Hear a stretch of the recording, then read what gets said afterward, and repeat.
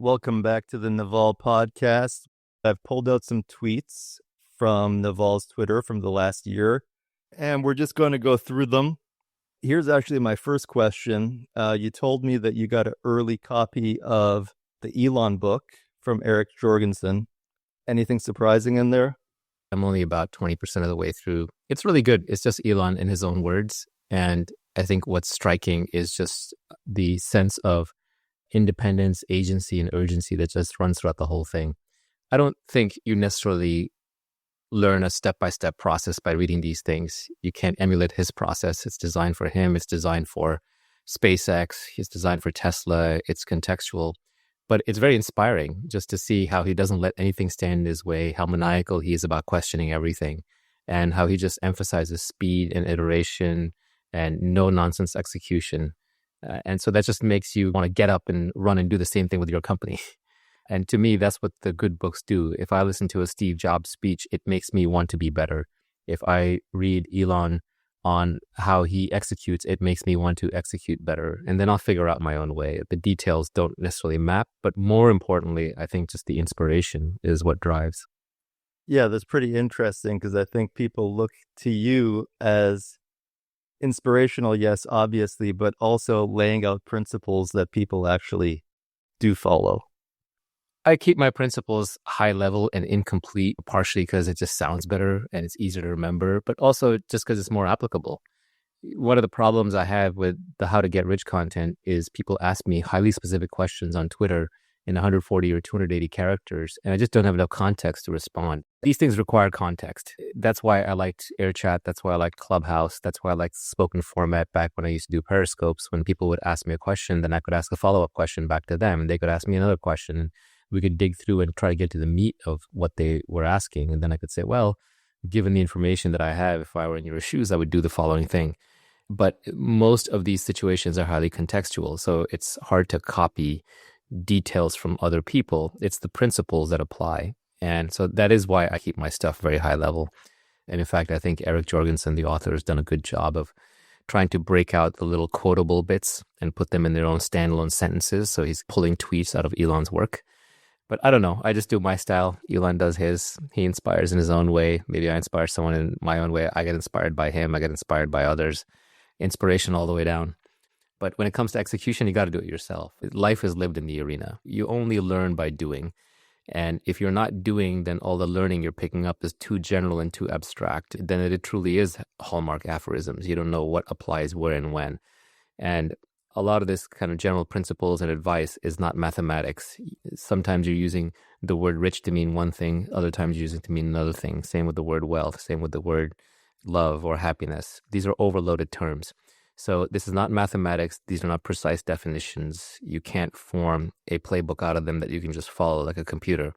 Instead, you have to understand what context to apply them in. So the right way to learn is to actually go do something.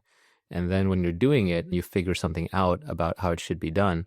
Then you can go and look at something I tweeted or something you read in Deutsch or something you read in Schopenhauer or something you saw online and say, oh, that's what that guy meant. That's the general principle he's talking about. And I know to apply it in situations like this, not mechanically, not 100% of the time, but as a helpful heuristic for when I encounter the situation again. You start with reasoning and then you build up your judgment, and then when your judgment is sufficiently refined, it just becomes taste or intuition or gut feel, and that's what you operate on.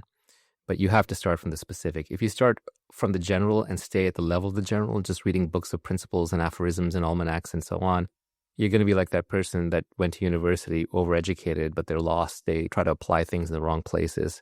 What Nassim Taleb calls the intellectual yet idiots, IYIs. One of the tweets I was going to bring up is exactly that. From June 3rd, acquiring knowledge is easy. The hard part is knowing what to apply and when. That's why all true learning is on the job. Life is lived in the arena. I like that tweet. Actually, I just wanted to tweet life is lived in the arena, and that was it.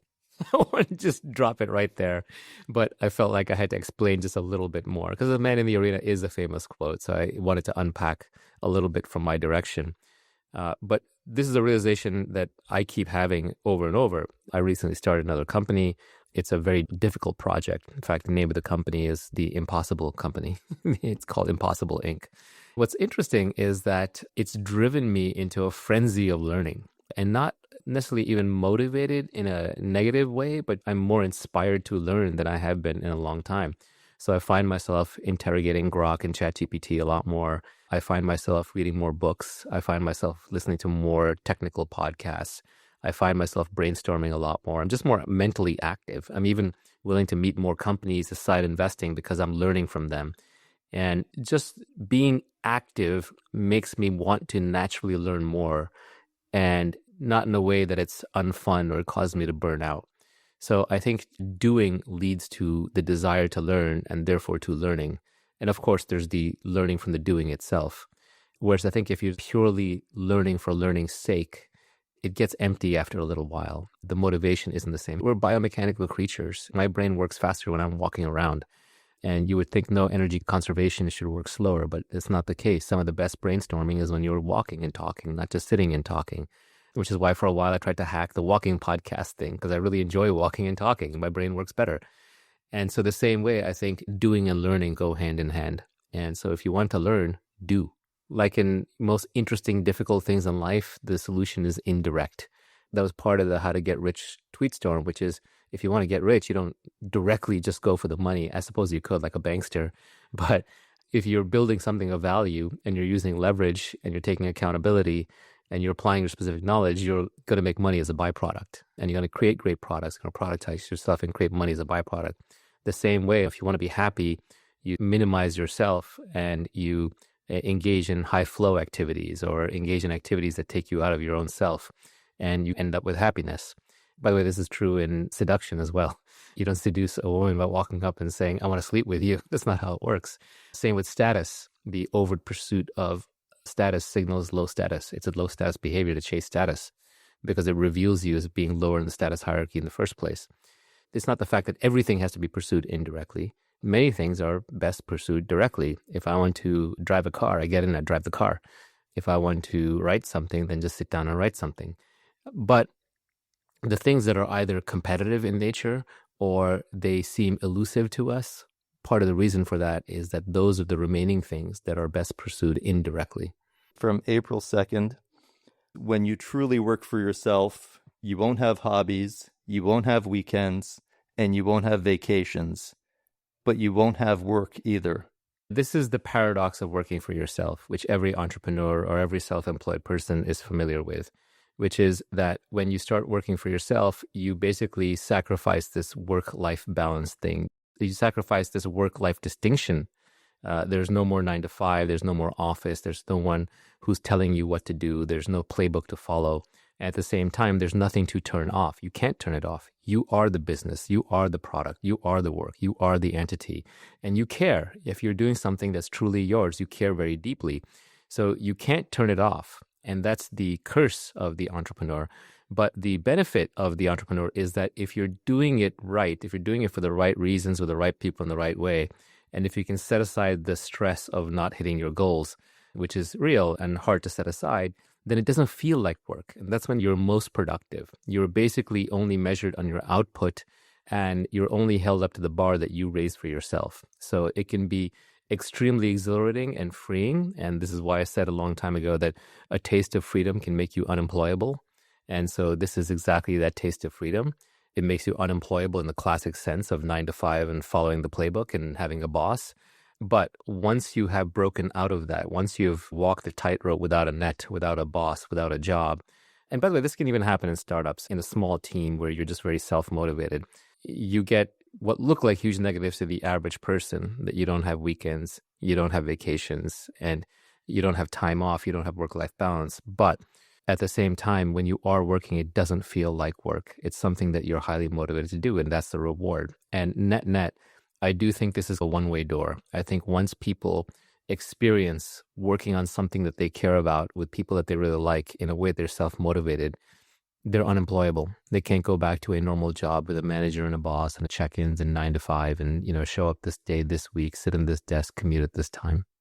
I think there's a hidden meaning in the tweet too, which I'm guessing is intentional.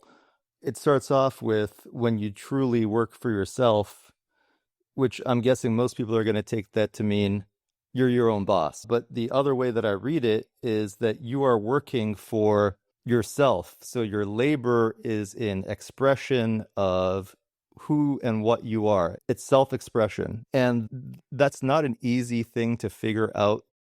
I ultimately think that everyone should be figuring out what it is that they uniquely do best, that aligns with who they are fundamentally, and that gives them authenticity, that brings them specific knowledge, that gives them competitive advantage, that makes them irreplaceable, and they should just lean into that.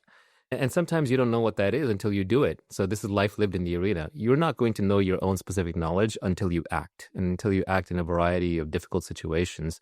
And then you will either realize, oh, I managed to navigate through these things that other people would have had a hard time with, or someone else will point out to you. They'll say, hey, your superpower seems to be X. I have a friend who has been an entrepreneur a bunch of times. And what I always notice about him is that he may not necessarily be the most clever or the most technical, and he's very hardworking. So I don't want to say he's not hardworking. He's actually super hardworking. But what I do notice is he's the most courageous. So he just does not care what's in the way.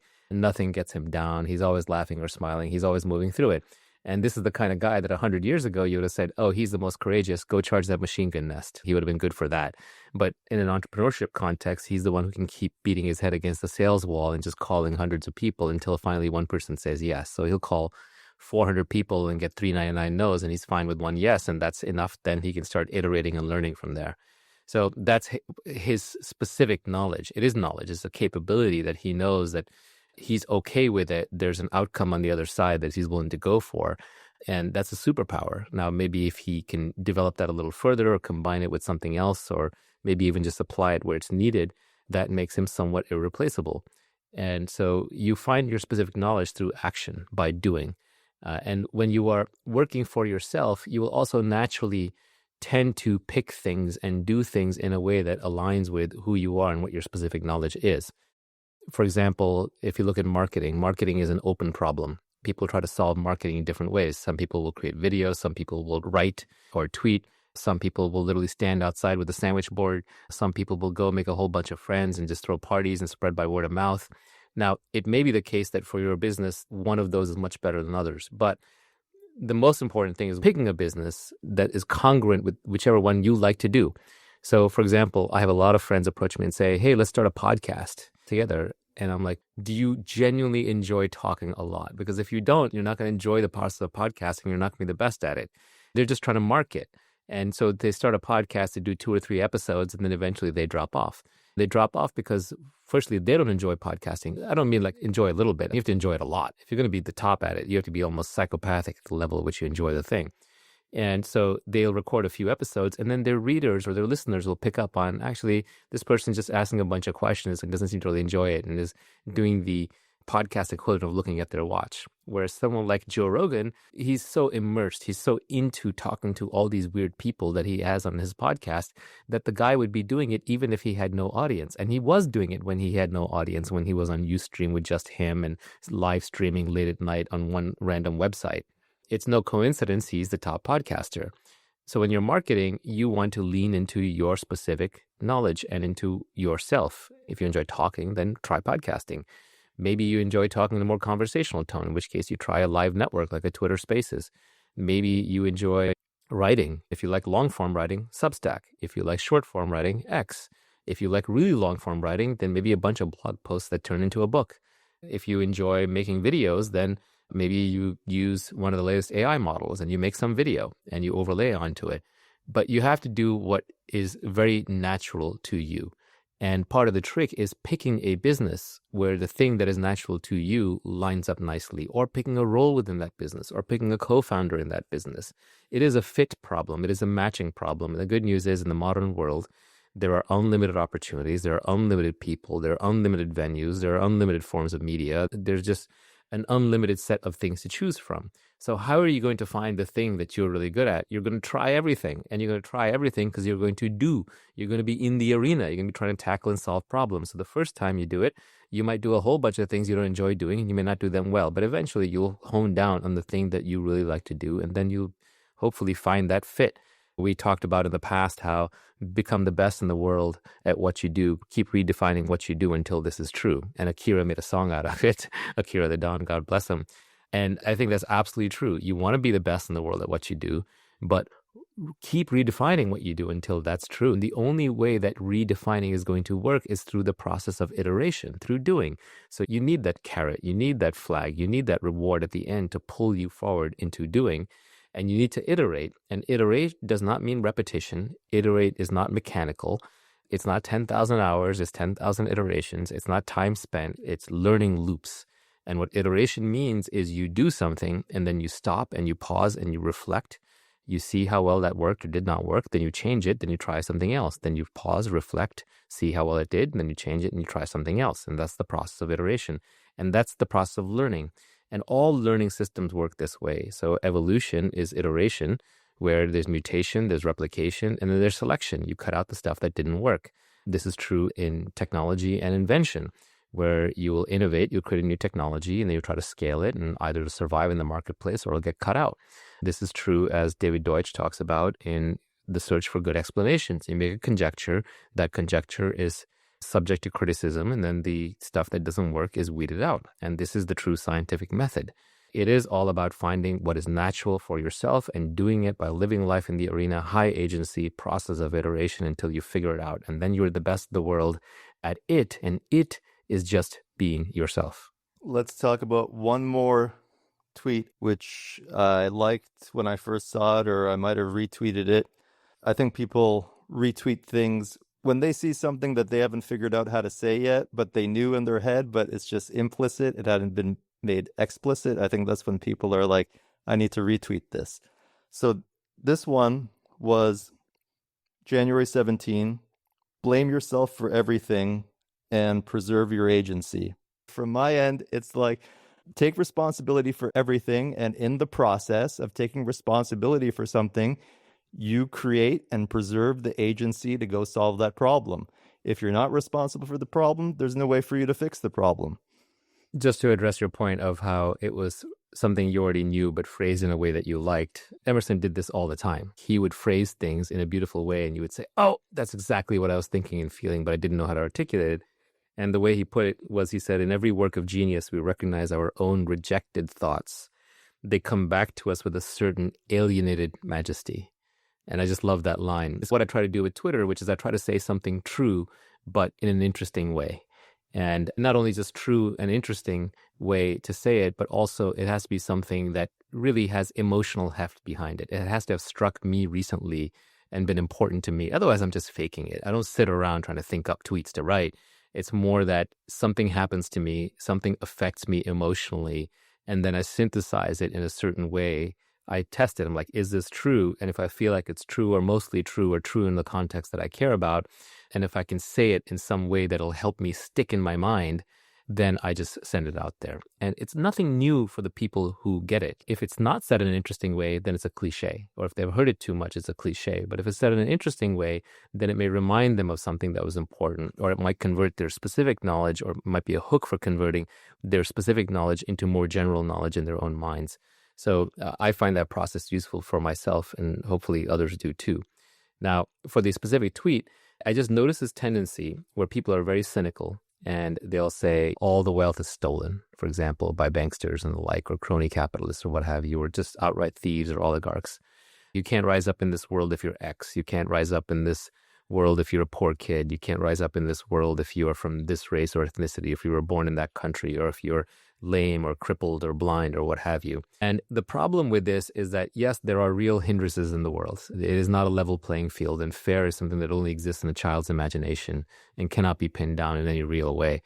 But the world is not entirely luck. In fact, you know that because in your own life, there are things that you have done that have led to good outcomes. And you know that if you had not done that thing, it would not have led to that good outcome. So you can absolutely move the needle.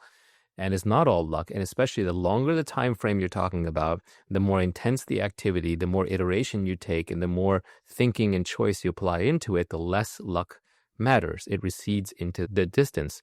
To give you a simple example, which most people won't love because they're not in Silicon Valley, but Every brilliant person I met in Silicon Valley 20 years ago, every single one, the young, brilliant ones, every single one is successful. Every single one. I cannot think of an exception. I should have gone back and just indexed them all based on their brilliance. By the way, that's what Y Combinator does at scale, right? What a great mechanism. So it works. If people stick at it for 20 years, it works. Now you might say, easy for you to say, man, that's for the people in Silicon Valley. No one was born here. They all moved here. They moved here because they wanted to be where the other smart kids were and because they wanted to be high agency. So agency does work, but if you're keeping track of the time period, you're going to be disappointed. You'll give up too soon. So you need a higher motivator. That's why Elon goes to Mars, and that's why Sam wants to invent AGI, and that's why Steve Jobs wanted to build 50 years ago in the 80s. He was talking about building a computer that would fit in a book. He was talking about the iPad. So it's these very long visions that sustain you over the long periods of time to actually build the thing you want to build and get to where you want to get. So a cynical belief is self-fulfilling. A pessimistic belief is like you're driving the motorcycle, but you're looking at the brick wall that you're supposed to turn away from. You will turn into the brick wall without even realizing it. So you have to preserve your agency. You're born with agency. Children are high agency. They go get what they want. If they want something, they see it, they go get it. You have to preserve your agency. You have to preserve your belief that you can change things. You have to take responsibility for everything bad that happens to you. And this is a mindset. Maybe it's a little fake, but it's very self-serving. And in fact, if you can go the extra mile and just attribute everything good that happens to you to luck, that might be helpful too. But at some level, truth is very important. You don't want to fake it.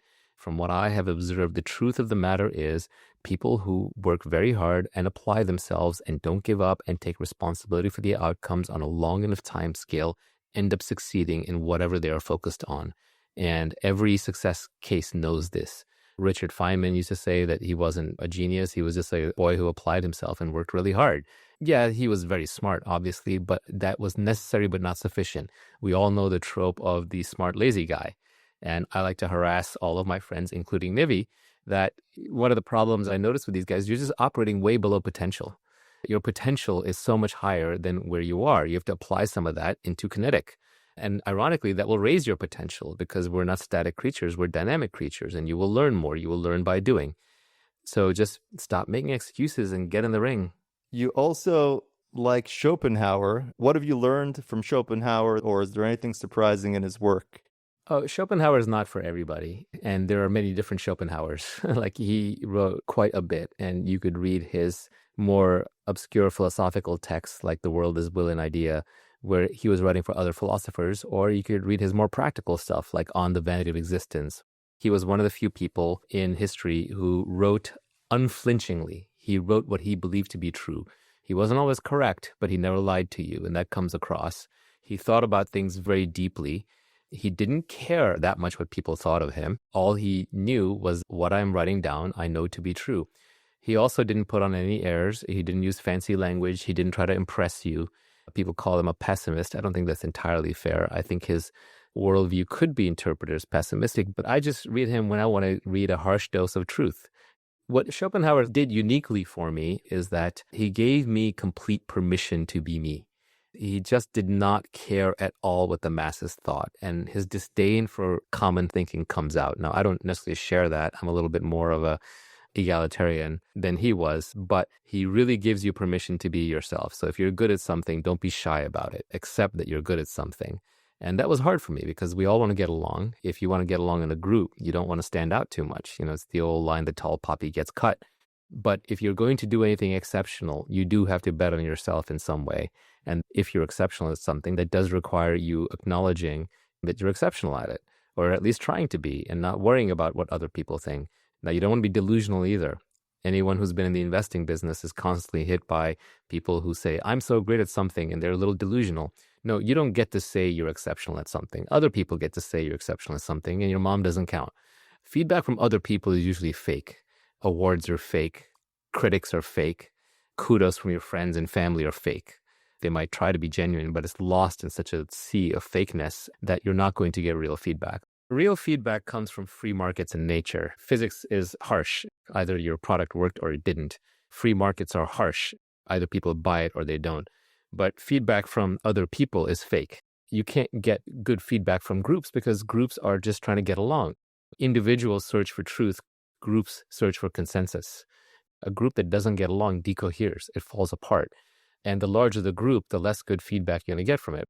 You don't want to necessarily rely on feedback from your mom or your friends or your family or even from award ceremonies and award systems. If you're optimizing your company to end up on the cover of a magazine or to win an industry award, you're failing. You need customers. That's your real feedback. You need feedback from nature. Did your rocket launch? Did your drone fly?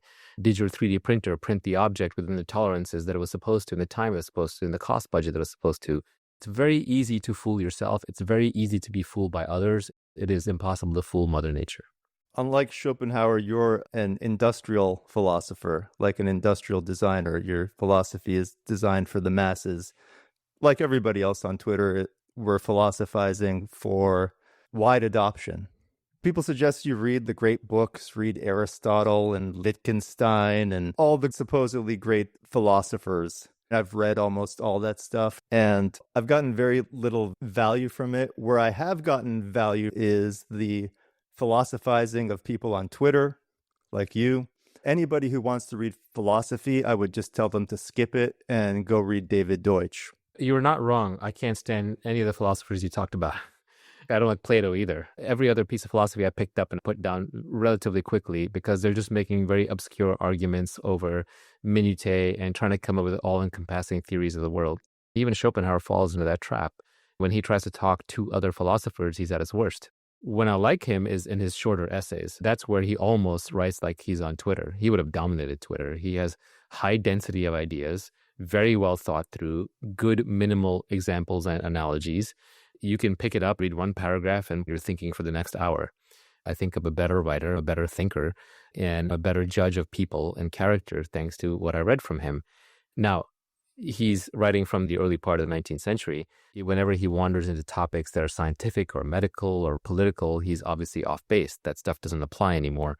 But when he's writing about human nature, that is timeless. When it comes to anything about human nature, I say go read the Lindy books, the older books, the ones that have survived the test of time. But if you want to develop specific knowledge, get paid for it, do something useful, then you want to stay on the bleeding edge. That knowledge is going to be more timely and obsolete more quickly. Those two make sense. What doesn't make sense to me is just reading stuff that's not Lindy or that's not about human nature but is old. I also shy away from stuff that's low density in the learnings, like history books. I like the Lessons of History by Will Durant because it's a summarization of the story of civilization, which was his large 12-volume series. But I'm not going to go read the 12-volume series. I've read plenty of history. I know he's referring to these kinds of things, so I'm not just taking his word for it on high-level concept. But at the same time, at this point in my life, I want to read high-density works. You can call it the TikTok disease or the Twitter generation, but it's also just being respectful of our time. We already have a lot of data. We have some knowledge. Now we want wisdom. Now we want the generalized principles that we can attach to all of the other information we already have in our minds. We do want to read high-density work, but I would argue that Schopenhauer is very high-density work. All my favorite authors are very high-density. Deutsch is extremely high-density. Borges is very high-density. Ted Chiang is very high-density. The old Neil Stephenson was very high-density. Then he just got high-volume, high-density, high-everything. But the best authors respect the reader's time, and Schopenhauer is very much in that vein. For the state of the art on the philosophy of knowledge, which people call epistemology, you can basically skip everything and jump straight to David Deutsch. I think that's right. If you just want to know epistemology, read David Deutsch, full stop. That said, for some people, it helps to know the history, the counter-arguments, where he's coming from. The existing theories of knowledge, like the justified true belief theory or the inductive theory of knowledge, these are so deeply embedded into us, both by school learning, but also by everyday experience. Induction seems like it should work. You watch the sun rise every day, the sun is going to rise tomorrow. That just seems like common sense. So many people believe in that if you just read Deutsch, you would see him shooting down these things, but you yourself would not have those things on solid footing. So you might imagine some counterexample exists. When I first read Deutsch a long time ago, I didn't quite get it. I treated it just like any other book that any other physicist had written. So I would read Paul Davies, and I would read Carlo Rovelli, and I would read Deutsch, and I would treat them with the same level of contemplation, time, and respect. It turned out I was wrong. It turned out that Deutsch was actually operating at a much deeper level. He had a lot of different theories that coherently hung together, and they created a world philosophy where all the pieces reinforce each other. It might help to read others and not just skip to Deutsch, but I would definitely start with Deutsch. Then if you're not sure about it, I would read some of the others and then I'll come back to Deutsch and try again. And then you'll see how he addresses those issues. Deutsch himself would refer you to Popper. He would say, oh, I'm just repeating Popper. Not quite true. I find Popper much less approachable, much harder to read, much less clear of a writer, although I think here both Deutsch and Brett Hall would disagree with me. They find Popper very lucid. I find him very difficult to read. For whatever reason, I find Deutsch easier to read. Maybe because Popper spent a lot more time elucidating core points. Popper was writing for philosophers. Deutsch is not writing for philosophers. Deutsch is not even writing for scientists. Deutsch is not writing for you. I get the feeling Deutsch is writing for himself. He's just elucidating his own thoughts and how they all connect together. I also don't think you're going to get maximal value out of Deutsch just reading the epistemology, although that is absolutely where everybody should start. That's the first 3 chapters at the beginning of Infinity. Ironically, in the beginning of Infinity, the first few chapters and the last few chapters are the easiest and the most accessible. The middle is a slog because that goes into quantum computation, quantum physics, evolution, etc. That's where I think people struggle because it does require not necessarily a mathematical or scientific background, but at least a comfort level with scientific concepts and principles. And he's making a strong argument for the multiverse, which most people don't have a dog in that fight. They haven't thought that far ahead. They're not wedded to the observer collapse theory of quantum mechanics because they don't really care about quantum mechanics. It doesn't impact their everyday life. What I got out of reading all of Deutsch was I got to see how his theory all hangs together. Every piece touches upon and relies upon another piece. He actually came up with the theory of quantum computation and extended the Church-Turing conjecture into the Church-Turing Deutsch conjecture when he was trying to come up with a way to falsify his theory of the multiverse, which was a quantum physics theory. And to do that, he had to invent quantum computation because to invent the experiment for how to falsify the multiverse theory, he had to, in his mind, imagine an AGI and get inside the AGI's brain and say if that AGI is observing something, does it collapse? But now it needs to be inside the brain. Well, how do I get inside the brain of a quantum AGI? How do you even create a quantum AGI? We don't have quantum computers. Okay, we need quantum computers. So he came up with the theory of quantum computation, and that launched the field of quantum computing. That's an example of how quantum physics and quantum computing are inextricably linked. I think reading Deutsch across all the different disciplines is very useful. Even when he talks about memes and meme theory, that comes from evolution, but crosses over straight into epistemology and conjecture and criticism. And it reaches far beyond his definition of wealth, the set of physical transformations that you can effect. That takes into account both capital and knowledge. And it clearly shows that knowledge is a bigger component. And then that can be brought into business and applied into your everyday life. It can apply to the wealth of nations and it can apply to the wealth of individuals. So there are a lot of parts that interconnect together. Good writers write with such high density and interconnectedness that their works are fractal in nature. You will meet the knowledge at the level at which you are ready to receive it. You don't have to understand it all. This is the nature of learning. You read it, you got 20% of it, then you go back through it, you got 25% of it. You listen to one of Brett Hall's podcasts alongside, now you got 28% of it. Now you go to Grok or ChatGPT, you ask it some questions, you dig in on some part, now you got 31% of it. All knowledge is a communication between the author and the observer or the reader. And you both have to be at a certain level to absorb. When you're ready to receive different pieces, you will receive different pieces, but you'll always get something out of it, no matter what level you're at, as long as you can even just communicate and read the language. He says that good explanations are hard to vary. So when you look back on a good explanation, you say, well, how could it have been otherwise? This is the only way this thing could have worked. All these different parts fit together and constrain each other in such a way that there's now some emergent property or some complexity or some outcome that you didn't expect, some explanation that neatly explains everything. That doesn't just apply to good explanations. It applies to product development. Good products are hard to vary. Go look at the iPhone, this smooth, perfect, beautiful jewel. The form factor hasn't really changed that much since the original one. It's all around the single screen, the multi-touch, embedding the battery, making it fit into your pocket, making it smooth and sliding in your hand, essentially creating the platonic ideal of the truly personal pocketable computer. So that product is hard to vary. Both Apple and its competitors have tried to vary it across 16 generations of iPhone, and they haven't been able to materially vary it. They've been able to improve the components and improve some of the underlying capabilities, but materially, the form factor is hard to vary. They designed the right thing. There's the famous saying, I think from Antoine de Saint-Exupéry, where he says, The airplane wing is perfect, not because there's nothing left to add, but because there's nothing left to take away. That airplane wing is hard to vary. When we figure out the proper design of the spacecraft to get to Mars, I will bet you that both at a high level and in the details for quite a long time, that thing will be hard to vary until there's some breakthrough technology. The basic internal combustion engine design was hard to vary until we got batteries good enough, and then we created the electric car, and now the electric car is hard to vary.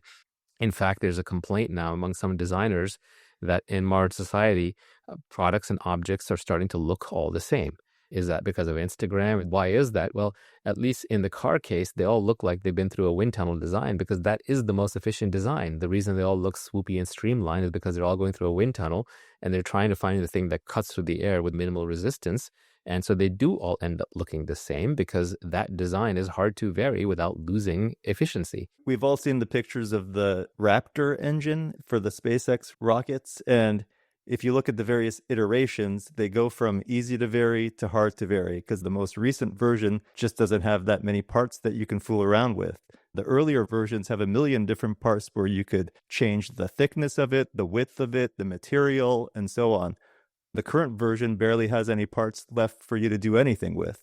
There's a theory, on complexity theory, that whenever you find a complex system working in nature, it's usually the output of a very simple system or thing that was iterated over and over. We're seeing this lately in AI research. You're just taking very simple algorithms and dumping more and more data into them. They keep getting smarter. What doesn't work as well is the reverse. When you design a very complex system and then you try to make a functioning large system out of that, it just falls apart. There's too much complexity in it. So a lot of product design is iterating on your own designs until you find the simple thing that works. And often you've added stuff around it that you don't need. And then you have to go back and extract the simplicity back out of the noise. You can see this in personal computing, where Mac OS is still quite a bit harder to use than iOS. iOS is closer to the platonic ideal of an operating system, although an LLM-based operating system might be even closer, speaking in natural language. Eventually, you have to remove things to get them to scale. And the Raptor engine is an example of that. As you figure out what works, then you realize what's unnecessary and you can remove parts. And this is one of Musk's great driving principles, where he basically says, before you optimize a system, that's among the last things that you do. Before you start trying to figure out how to make something more efficient, the first thing you do is you question the requirements. You're like, why does the requirement even exist? One of the Elon methods in Jorgensen's new book is you first go and you track down the requirement, and not which department came up with the requirement. The requirement has to come from an individual. Who's the individual who said, this is what I want? You go back and say, do you really need this? You eliminate the requirement. And then once you've eliminated the requirements that are unnecessary, then you have a smaller number of requirements. Now you have parts, and you try to get rid of as many parts as you can to fulfill the requirements that are absolutely necessary. And then after that, maybe then you start thinking about optimization. And now you're trying to figure out how can I manufacture this part and fit it in the right place most efficiently. And then finally, you might get into cost efficiencies and economies of scale and those sorts of things. The most critical person to take a great product from 0 to 1 is the single person, usually the founder, who can hold the entire problem in their head and make the trade-offs and understand why each component is where it is. And they don't necessarily need to be the person designing each component, manufacturing, or knowing all the ins and outs, but they do need to be able to understand, why is this piece here? And if part A gets removed, then what happens to parts B, C, D, E, and their requirements and considerations? It's that holistic view of the whole product. You'll see this in the Raptor engine design. The example that Elon gives that I thought was a good one, he was trying to get these fiberglass mats on top of the Tesla batteries produced more efficiently. So he went to the line where it was taking too long, put his sleeping bag down, and he just stayed at the line. And they tried to optimize the robot that was gluing the fiberglass mats to the batteries. They were trying to attach them more efficiently or speed up that line. And they did. They managed to improve it a bit, but it was still frustratingly slow. And finally, he said, why is this requirement here? Why are we putting fiberglass mats on top of the batteries? The battery guy said it's actually because of noise reduction. So you got to go talk to the noise and vibration team. So he goes to the noise and vibration team. He's like, why do we have these mats here? What is the noise and vibration issue? And they're like, no, there's no noise and vibration issue. They're there because of heat. The battery catches fire. And then he goes back to the battery team, like, do we need this? And they're like, no, there's not a fire issue here. It's not a heat protection issue. That's obsolete. It's a noise and vibration issue.